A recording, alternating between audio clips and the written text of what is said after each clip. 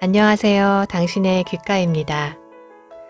오늘 읽어드릴 책은 이미 많은 분들이 인생책으로 꼽고 있고 저에게도 많은 영감을 준 책, 조던 피터슨의 12가지 인생의 법칙입니다. 많은 분들이 이 책을 인생책으로 꼽은 이유는 아마 저와 마찬가지로 이 책에서 말하는 12가지 법칙을 생각해 보면서 이렇게 살 수 있다면 내 인생이 지금보다 나아질 것 같은 기대, 그리고 한번 해보고 싶다는 의지가 생겼기 때문이라고 생각합니다. 소개하고 싶은 부분은 너무 많지만 세 번째 법칙과 네 번째 법칙, 그리고 마지막 12번째 법칙의 일부분을 읽어드리려고 합니다.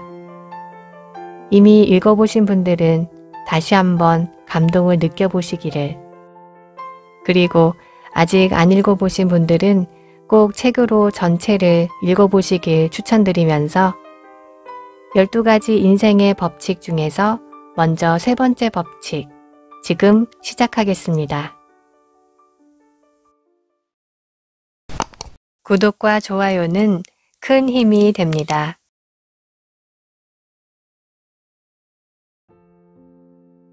세 번째 법칙, 당신에게 최고의 모습을 기대하는 사람만 만나라. 내가 살던 고향 마을. 나는 사방으로 지평선이 보이는 대초원 한복판의 시골 마을에서 자랐다. 캐나다 중서부에 있는 엘버타주의 페어뷰라는 곳인데 생긴 지는 고작 50년 밖에 되지 않았다. 시골 마을답게 카우보이들이 드나드는 술집이 많았다. 중심거리에는 허드슨 베이사가 운영하는 백화점이 있었는데 지금도 비버와 늑대, 코요테 가죽 따위를 사냥꾼들과 직접 거래한다. 당시 페어뷰에는 3,000명 정도가 살고 가장 가까운 도시는 600km 떨어진 곳에 있었다. 케이블 텔레비전과 비디오 게임, 인터넷은 당연히 없었다. 그러니 페어뷰에서 재밌게 살기란 쉬운 일이 아니었다. 특히 5개월이나 계속되는 겨울이 문제였다. 한낮에도 기온이 영하 40도를 밑돌고 밤에는 훨씬 더 추웠다. 그런 겨울이 찾아오면 세상은 다른 곳이 된다. 우리 동네 술꾼 중엔 추위 때문에 삶을 일찍 마감한 사람이 많았다. 새벽 3시에 술에 떡이 되어 눈더미에 쓰러진 채 얼어 죽는 것이다. 경험자로서 말하지만 기온이 영하 40도 이하로 떨어지면 집 밖으로 나갈 생각은 접어야 한다.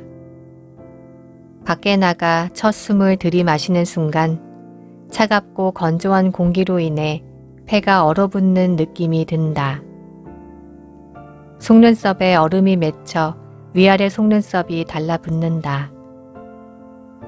샤워하고 머리카락을 제대로 말리지 않으면 전기에 감전된 귀신 머리카락처럼 뻣뻣하게 곤두선다. 어린 아이들에겐 놀이터 철제 시설물에 절대 혀를 대지 말라고 말해 주어야 한다. 대는 순간 혀가 쇠에 붙어버린다. 굴뚝에서 나오는 연기도 하늘로 올라가지 않고 눈으로 뒤덮인 옥상과 마당에 안개처럼 모인다. 자동차는 밤에도 시동을 켜두어야 한다. 그렇지 않으면 기름이 얼어 시동이 걸리지 않는다. 철저히 대비해도 시동이 꺼지는 경우가 있다. 시동을 걸려고 애를 써도 달가닥거리는 소리만 나다가 꺼진다. 그럼 딱딱하게 곱은 손가락으로 볼트를 풀고 얼어붙은 배터리를 떼어내 실내로 가져가야 한다. 따뜻한 방에 서너 시간 놓아두면 배터리 겉면에 물이 줄줄 흐른다. 배터리가 녹으면 그제야 시동이 걸린다. 자동차 뒷유리는 없다고 생각하는 게 낫다. 11월부터 뒷유리에 성에가 뒤덮여 이듬해 5월까지 사라지지 않는다. 성에를 긁어내도 금방 다시 생긴다. 성에를 긁어내느라 흠뻑 젖은 장갑만 얼어붙는다. 그러니 헛수고하지 말고 내버려 두는 게 낫다. 우리 가족이 살던 곳은 위도가 높아 겨울밤에 유독 길고 어두웠다. 12월에는 아침 9시 30분이 돼야 해가 떴다. 그래서 학교에 갈 땐 한밤중처럼 어두웠고 집에 돌아올 땐 이미 해가 질 무렵이라 밝지 않았다. 페어뷰에선 젊은이들이 할 일이 별로 없었다. 여름에도 없고 겨울엔 더더욱 없었다. 그래서 친구가 소중했다. 그 어떤 존재보다 소중했다.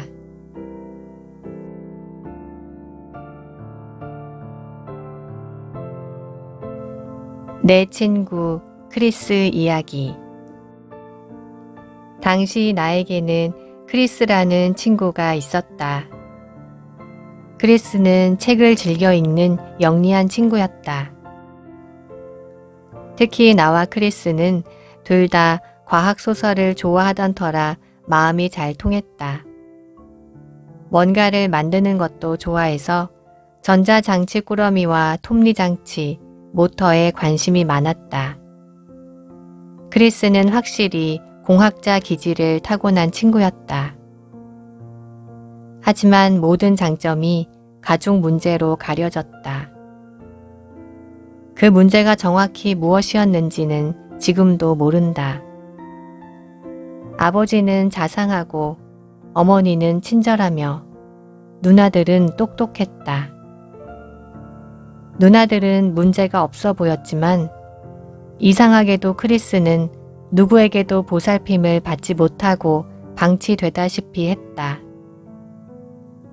그 때문인지 크리스는 아는 것도 많고 궁금한 것도 많은 아이였지만 항상 환한 표정으로 세상을 원망했다. 무엇보다 미래에 대한 희망이 없었다. 크리스가 몰던 1972년식 푸른색 포드 픽업 트럭을 보면 그의 상태를 짐작할 수 있었다. 그 자동차는 동네에서도 유명했는데 바깥쪽 금속판마다 움푹 들어간 사고 흔적이 하나 이상은 있었다. 안쪽에도 그만큼의 찌그러진 흔적이 있었다. 바깥쪽에 상처를 남기는 사고가 날 때마다 크리스의 몸뚱이가 안쪽 어딘가에 부딪히며 남긴 흔적이었다. 트럭의 겉모습은 마치 허무주의 껍데기처럼 보였다. 범퍼에는 조심, 조심, 조심이란 간절한 소망이 담긴 스티커가 붙어 있었다. 여기저기 찌그러진 흔적들 사이에 스티커가 붙어 있어서 보고 있으면 헛웃음이 나왔다. 크리스가 조심스럽게 운전하는 사람이 아니라는 걸 알기에 더 역설적이었다. 크리스가 사고를 낼 때마다 그의 아버지는 별말 없이 수리해 주었다. 심지어 다른 뭔가를 사주기도 했다. 오토바이도 사주고 아이스크림 판매용 승합차도 사주었다.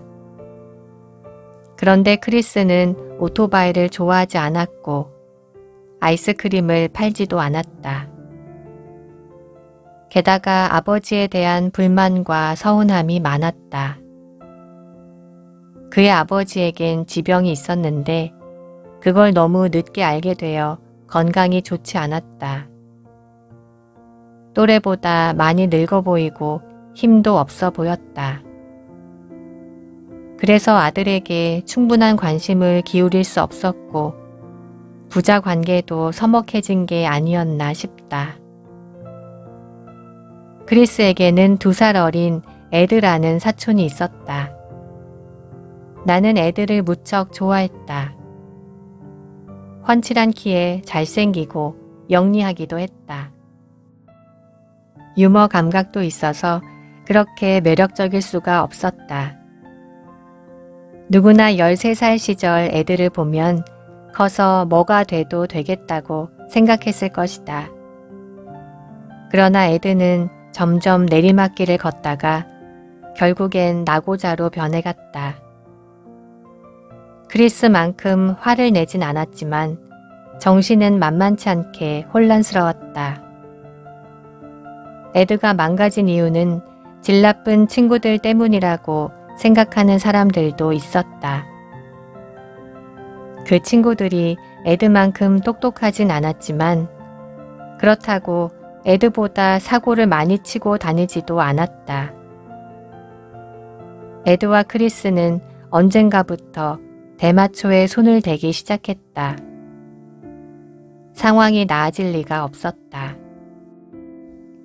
나와 크리스, 에드는 다른 친구들과 함께 내 차와 크리스 차에 나누어 타고 여기저기를 계속 돌아다녔다. 기나긴 겨울밤의 지루함을 달래는 우리만의 놀이였다.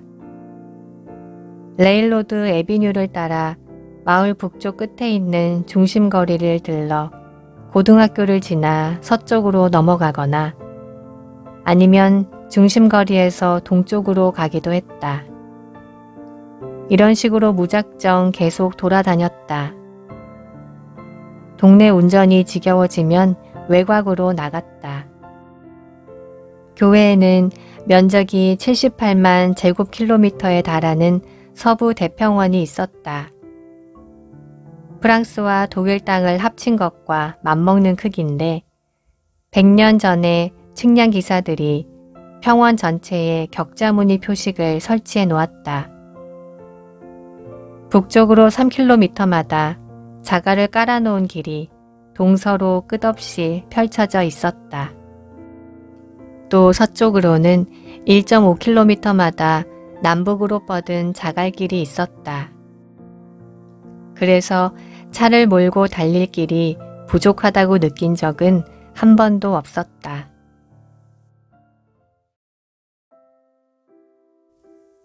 멋모르던 10대 시절.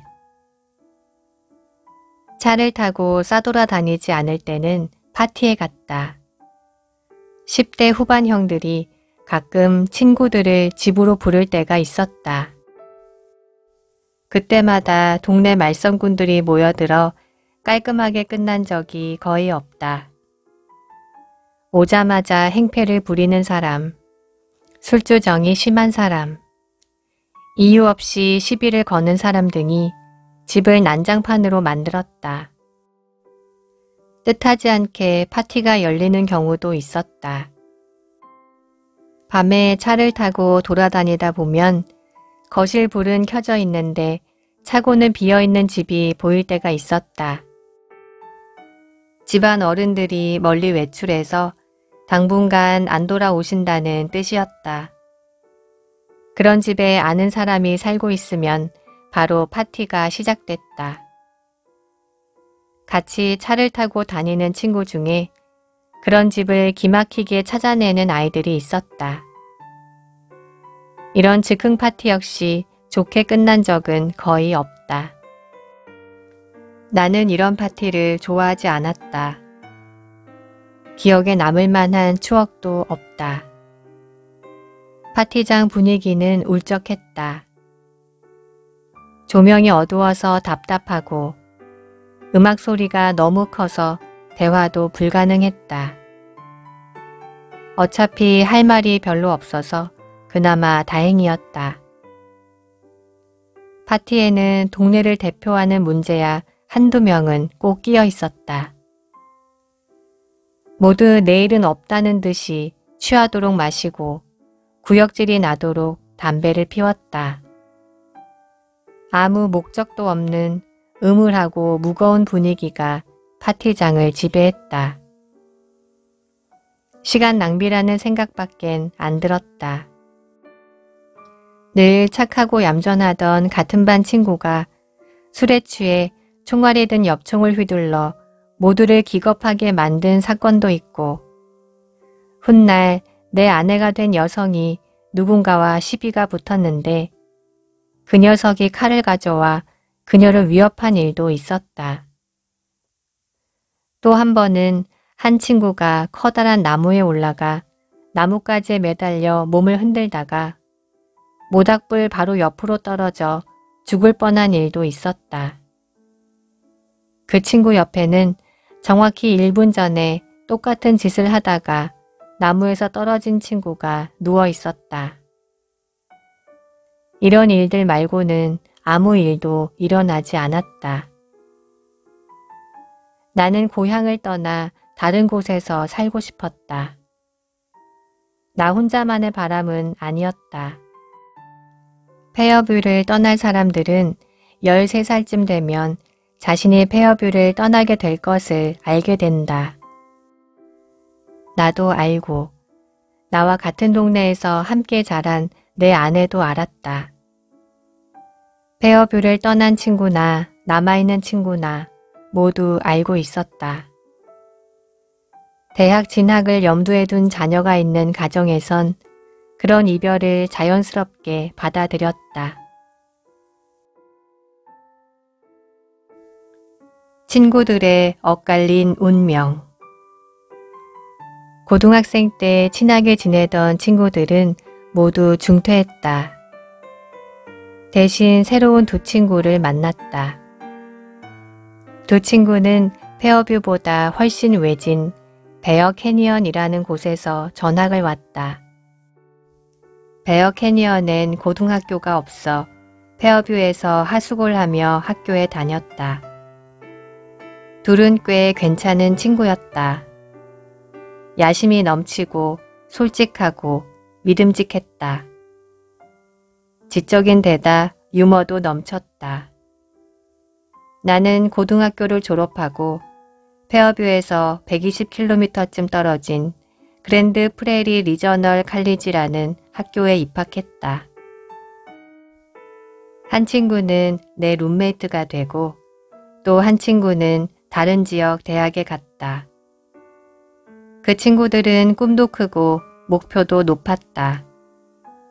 내가 대학에 가기로 마음먹은 데는 그 친구들 영향이 꽤 컸다. 대학 생활은 평온하고 행복했다. 비슷한 생각을 지닌 학생들 모임을 찾아내 베어 캐니언 출신 친구와 함께 그 모임에 참석했다.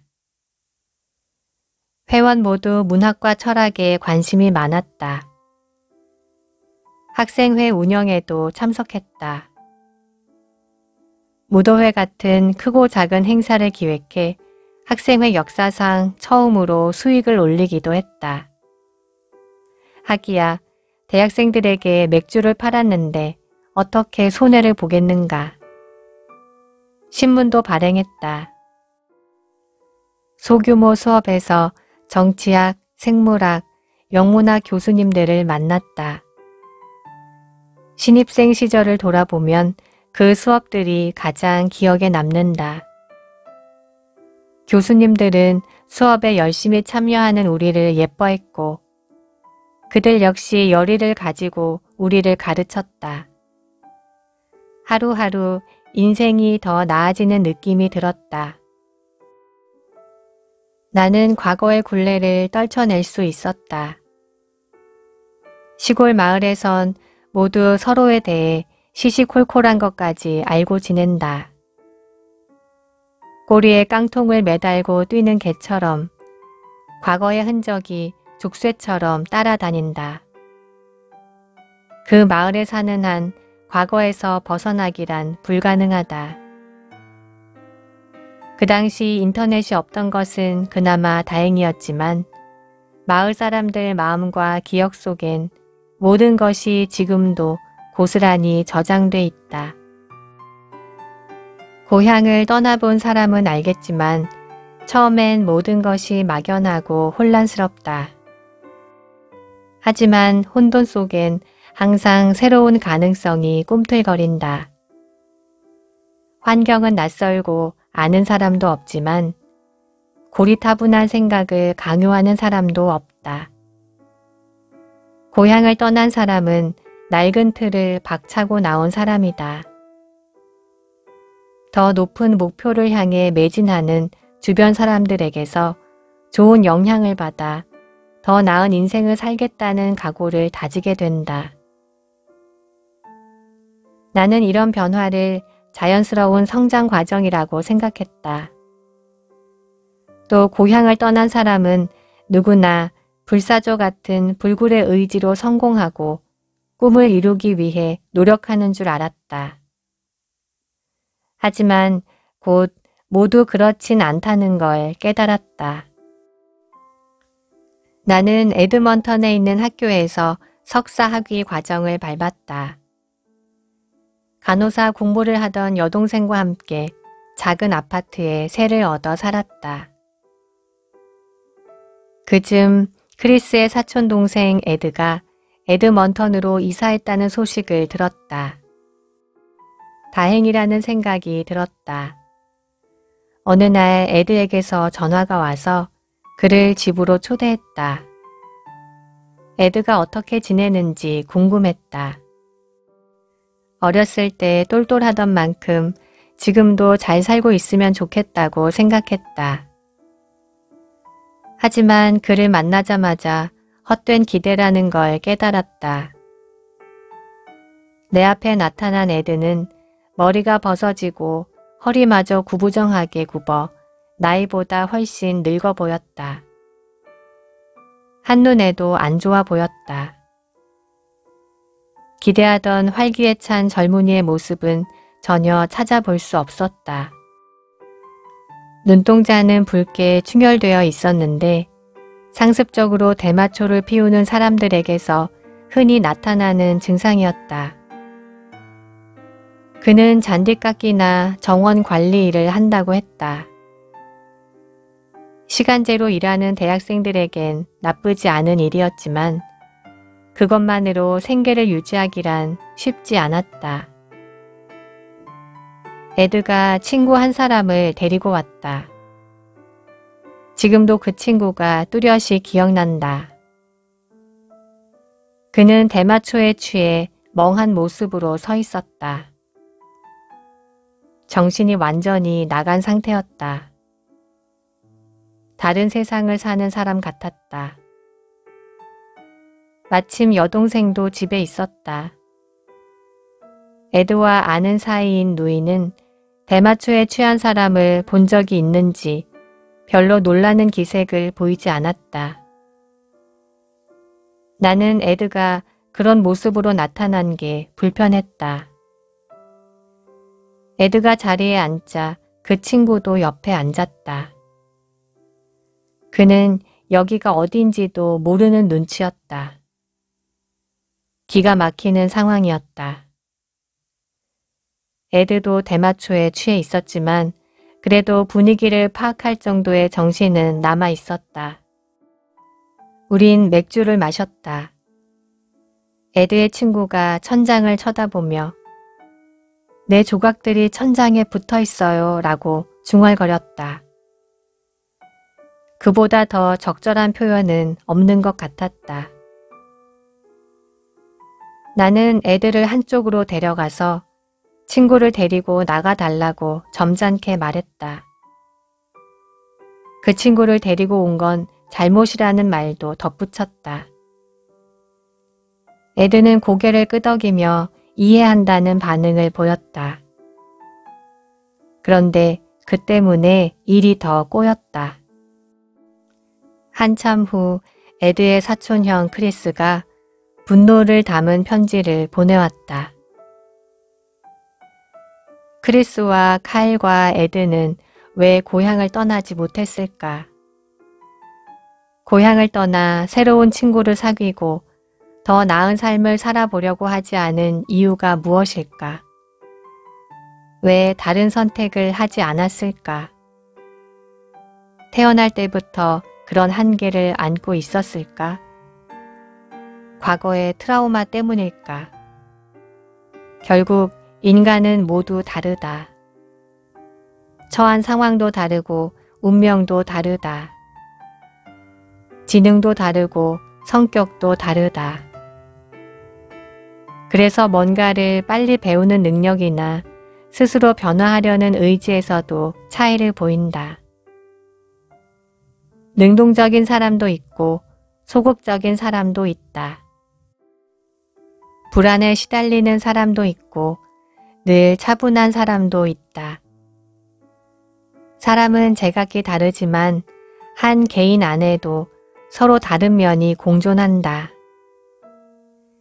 예컨대 성취 지향적인 사람들에겐 예외 없이 게으르고 나태한 자아가 있다. 이런 편차가 생각보다 훨씬 커서 어지간한 차이가 아니면 정상 범주로 간주한다. 하지만 정상적인 삶을 제약하며 방해하는 정신적이고 신체적인 질병도 있다. 눈에 띄어 치료할 수 있으면 다행이지만 겉으로 전혀 드러나지 않는 경우도 있다. 도대체 왜 크리스나 에드, 다른 페어뷰 친구들은 한결같이 인생에 도움이 되지 않는 사람들만 곁에 두었을까? 자신의 가치를 낮게 보는 사람들은 대체로 삶에 대한 책임을 외면하려고 한다. 이런 사람들은 늘 문제가 있는 사람들을 친구로 둔다. 과거에 그런 사람들에게 충분히 당해서 잘 알고 있는데도 그렇다. 그들은 스스로 좋은 삶을 누릴 자격이 없다고 생각하고 인생에 대해 아무 기대도 하지 않는다. 어쩌면 더 나은 삶을 위해 노력하는 게 싫을 수도 있다. 프로이트는 이런 현상을 반복 강박이라 칭하며 과거의 두려운 상황을 반복하려는 무의식적 충동으로 정의했다. 다른 대안이 없어서 그 두려움을 더 명확히 규정하고 그 두려움을 더 적극적으로 지배하려는 충동이다. 우리는 가까이 있는 도구를 사용해 자신의 세계를 만들어간다. 불완전한 도구는 불완전한 결과를 만든다. 불완전한 도구를 반복해 사용하면 결과는 더 엉망이 된다. 과거에서 배우지 못하는 사람은 실패를 반복하는 운명을 맞게 된다. 그런 면에서 반복 강박은 운명이나 무능함의 다른 말일 수도 있다. 혹은 특별한 목표와 의도를 가지고 배우기를 거부하는 것일 수도 있다. 쉬운 삶과 어려운 삶. 예를 들어 팀원들이 목표를 향해 일사불란하게 움직이는 탁월한 팀을 맡고 있는 리더가 있다고 해보자. 팀원들은 하나같이 똑똑하고 창의적이고 단결력까지 강하다. 그런데 또 다른 팀에 조직에 적응하지 못하고 실적도 형편없는 직원이 있다. 리더는 그 문제의 직원이 탁월한 팀에서 일하다 보면 다른 팀원들의 영향을 받아 나아지리라 생각하고 그 직원을 탁월한 팀으로 이동시킨다. 어떤 결과가 빚어질까? 이런 문제를 연구한 심리학 논문이 많은데 결론은 분명하다. 문제의 직원이 자기 잘못을 깨닫고 훌륭한 직원으로 거듭났을까? 그런 일은 거의 없다. 오히려 팀 전체의 수준이 떨어진다. 새로 들어온 팀원은 냉소적이고 오만하며 신경증적인 성향을 버리지 못한다. 습관적으로 불평을 늘어놓고 책임을 떠넘기며 그나마 맡은 일도 제대로 하지 않는다. 중요한 회의에도 제대로 참석하지 않고 회의 때 아무 말도 하지 않는다. 그의 잦은 실수로 일의 진행이 늦어지고 다른 팀원이 그의 업무까지 해야 하는 경우도 많이 생긴다. 그 직원은 다른 팀원들과 똑같은 월급을 받는다. 그러면 열심히 일하는 팀원들에게 불만이 쌓이기 시작한다. 왜 내가 이 프로젝트 때문에 고생해야 하지? 새로 들어온 팀원은 아무것도 안 하는데 라고 생각한다. 학교에서도 비슷한 일이 일어난다. 교사가 문제 아동을 비교적 착한 소년들 모임에 억지로 끼워 넣으면 모임의 안정성이 크게 떨어지고 비행 발생 비율이 올라간다. 언제나 추락은 상승보다 훨씬 빠르고 쉽다. 지금 혹시 누군가를 구해주려고 노력하고 있는가? 당신이 충분히 강하고 너그러우며 능력 있는 사람이라면 옳은 일을 하겠다고 나섰을 수도 있다. 그런데 그런 행동이 당신의 동정심과 선의를 과시하고 주변 사람들 관심을 받으려는 마음에서 비롯된 것은 아닌지 돌아볼 필요가 있다. 아니면 당신의 강직한 성품이 단순히 운 좋게 타고난 것이 아님을 확신하고 싶어서 하는 행동일 수도 있다. 또 완전히 망가진 사람 곁에 있으면 도덕적으로 더 돋보일 수 있기에 하는 행동일 수도 있다. 당신의 그런 행동이 사실은 가장 어려운 선택이 아니라 가장 쉬운 선택이었다고 가정해보자. 예컨대 당신은 심각한 알코올 의존증에 빠져 있다. 결혼 생활이 순탄할 리 없다. 당신은 나를 찾아와 이 문제에 대해 진지하게 이야기를 나눈다. 이 늪에서 벗어나기 위해 할 수 있는 모든 것을 해보겠다고 다짐한다. 나 역시 최선을 다해 당신을 돕기로 한다. 이것만으로도 노력하는 것처럼 보인다. 더 나아진 것처럼 느껴진다. 하지만 아직 멀었다.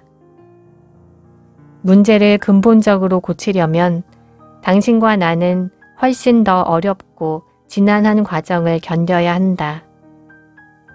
그뿐 아니라 당신 부부에게 아주 많은 것이 요구된다. 당신에게 간절히 도움을 청하는 사람이 그 지경에 이른 것은 사실 늘 쉬운 길만 걸었기 때문이 아닐까? 삶의 무게는 감당하기보다 피하는 것이 훨씬 쉽다. 아니라고 확신할 수 있는가? 착각이 아니라고 할 수 있는가? 연민보다 경멸이 상대에게 더 도움이 된다고 생각하진 않는가? 어쩌면 당신에겐 누군가를 구하려는 계획이 애초부터 없었을지도 모른다. 그런데 왜 자꾸 인생에 도움이 안 되는 사람들과 관계를 맺을까? 그게 모두에게 좋은 결과를 가져오기 때문일까? 아니다. 그냥 더 쉬운 길이기 때문이다. 당신도 이미 그 사실을 알고 있고 주변 사람들도 알고 있다. 당신과 주변 사람들은 일종의 암묵적인 계약으로 묶여 있다. 허무주의와 실패, 고통의 길로 함께 나가자는 내용의 계약이다. 당신들은 모두 현재를 위해 미래를 희생하기로 한 것이다. 하지만 아무도 이에 관해선 이야기하지 않는다. 더 쉬운 길로 가자. 앞뒤 생각할 것 없이 현재를 즐기자. 서로 아무것도 요구하지 말자. 그렇게 하면 아무 생각 없이 인생을 낭비할 수 있다.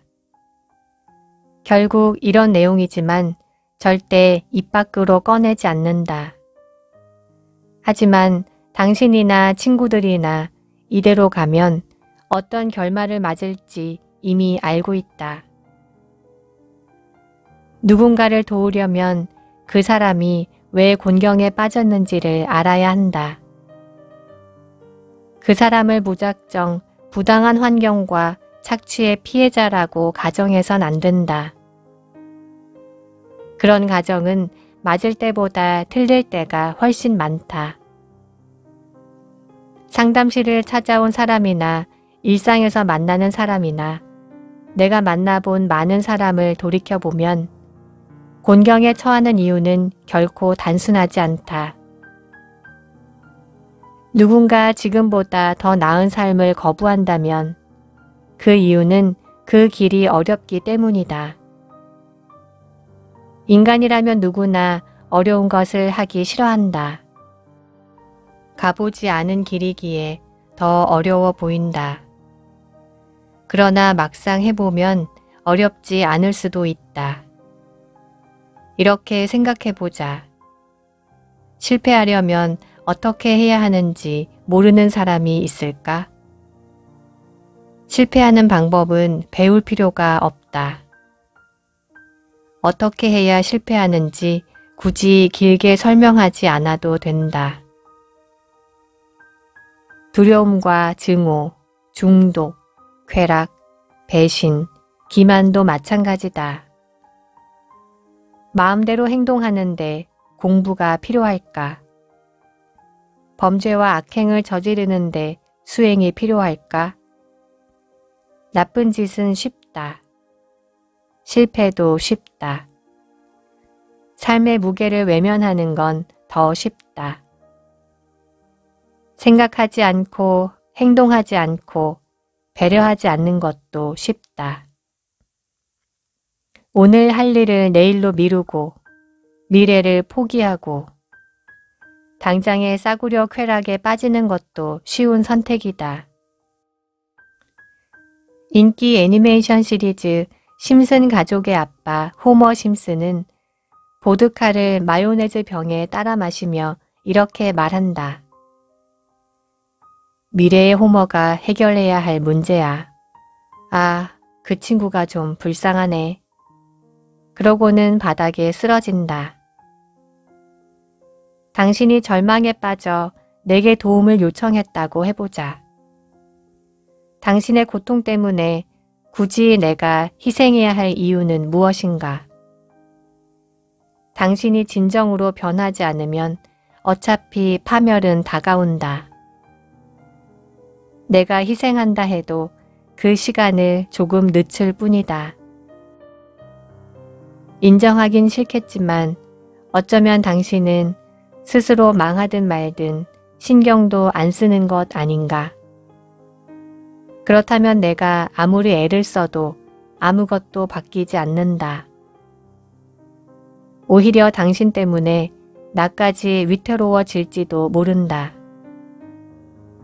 내가 망가져서 당신과 비슷한 처지가 되면 조금이나마 위로받을 순 있겠지만 그동안에도 당신이 추락하고 있다는 사실엔 변함이 없다. 당신이 나를 이런 식으로 이용하는 게 아니라는 걸 내가 어떻게 믿을까? 만약 내가 당신을 돕기로 했다면 나 역시 의미 있는 길을 선택하는 게 두려운 것은 아닐까? 그래서 누가 봐도 가망 없는 당신을 책임지는 척하는 건 아닐까? 당신은 분명 지금보다 더 나은 사람이 될 수 있다. 예를 들어 가족에게 소개하기가 꺼려지는 친구가 한두 명 있다고 하자. 그런데 왜 그런 사람을 계속 친구로 두고 있을까? 대다수가 의리 때문이라고 말할 것이다. 의리는 우직함과는 다르다. 의리를 지킨다는 건 상대방을 공정하고 정직하게 대하겠다는 약속이다. 우정은 상호 합의다. 하지만 도덕적으로 세상을 더 나쁘게 만들려는 사람을 지지할 의무는 없다. 오히려 도와주는 것이 그릇된 선택이다. 세상을 더 좋게 만들어 가려는 사람을 곁에 두어야 한다. 우리에게 유익한 사람하고만 관계를 맺는 건 이기적인 행위가 아니라 바람직한 행위다. 우리는 그들 덕분에 좀 더 나은 사람이 될 수 있고 그들도 성장하는 우리를 보고 좋은 영향을 받을 것이다. 건강하고 이상적인 인간관계란 이런 것이다. 그런 사람들을 곁에 두면 어떤 일이 일어날까? 당신의 원대한 목표를 지지하는 사람들이 곁에 있으면 함부로 행동하기가 어려워진다. 당신이 냉소적이고 파괴적인 모습을 보일 때 그들이 용납하지 않을 것이기 때문이다. 당신이 자신이나 주변 사람들에게 좋은 영향을 주는 선택을 하면 힘을 보태줄 것이고 그렇지 않을 땐 등을 돌릴 것이다. 따라서 사소한 선택이라도 신중하게 결정하고 소임과 책임을 완수하기 위해 각오를 다질 것이다. 하지만 당신의 목표에 관심이 없는 사람들은 정반대로 행동한다. 담배를 힘들게 끊은 사람에게 담배를 권하고 알코올 의존증에서 겨우 벗어난 사람에게 맥주를 권한다. 당신이 마침내 목표를 이루거나 어려운 일을 해내면 당신을 질투할 것이다. 더 도와주는 일도 없고 어떻게든 끌어내리려 할 것이다. 자신들의 업적이 더 크다고 말하며 당신의 성취를 깔아뭉갤 것이다. 어쩌면 당신의 의지와 진실함을 확인하려는 시험일 수도 있다. 그러나 당신이 긍정적으로 변화하면 상대적으로 그들의 흠결이 드러나기 때문에 당신을 어떻게든 물어뜯으려 할 확률이 높다. 위대한 결과는 운명을 건 도전에서 나오고 모든 영웅은 심판의 순간에 탄생한다. 이탈리아 피렌체에는 미켈란젤로의 걸작 대리석 조각품 다비드상이 있다. 아무도 감히 싸우려 하지 않는 거인 골리앗에 맞서 작은 돌멩이를 쥐고 결의에 찬 눈빛으로 서 있는 다비드상은 관람객에게 이렇게 외치고 있는 듯하다. 너는 지금의 너보다 더 나은 사람이 될 수 있다. 골리앗이 40일 동안 싸움을 걸었을 때 아무도 그의 도발에 응하지 않았다. 마침내 다비드가 골리앗과 싸우겠다고 했을 때 그의 형제들은 양이나 치라며 비아냥거렸다. 당신이 다비드처럼 불가능해 보이는 원대한 목표를 향해 나아갈 때 현재의 부족함과 미래의 가능성이 동시에 드러난다. 그리고 다비드의 형제들처럼 많은 사람이 당신 때문에 혼란에 빠질 것이다. 그들의 냉소주의와 게으름이 정당화될 수 없다는 걸 당신이 증명하기 때문이다. 그들은 카인이고 당신은 아벨이다. 그들은 자신들의 삶이 망가진 이유가 세상의 잘못 때문이 아니라는 사실을 당신을 통해 알게 될 것이다. 삶의 무게를 감당하기 싫은 자신들의 잘못이라는 점을 그들도 부인할 수 없을 것이다.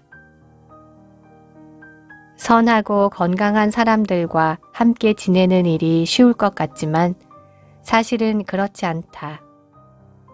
오히려 문제 많고 질 나쁜 사람들과 지내는 것보다 더 어렵다. 몸과 마음이 모두 건강한 사람은 그야말로 이상적이다.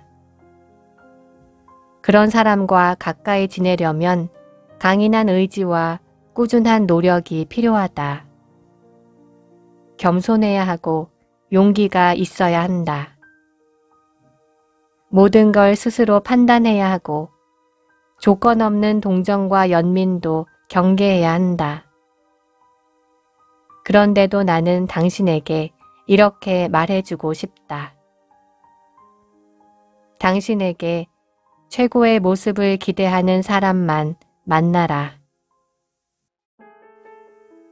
12가지 인생의 법칙 중에서 세 번째 법칙, 당신에게 최고의 모습을 기대하는 사람만 만나라 였습니다.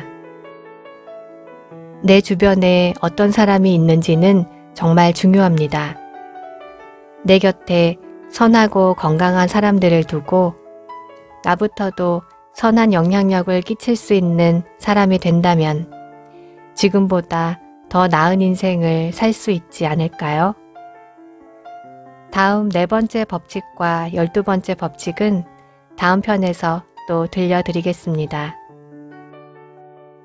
당신의 귓가에였습니다. 함께해 주신 여러분 고맙습니다.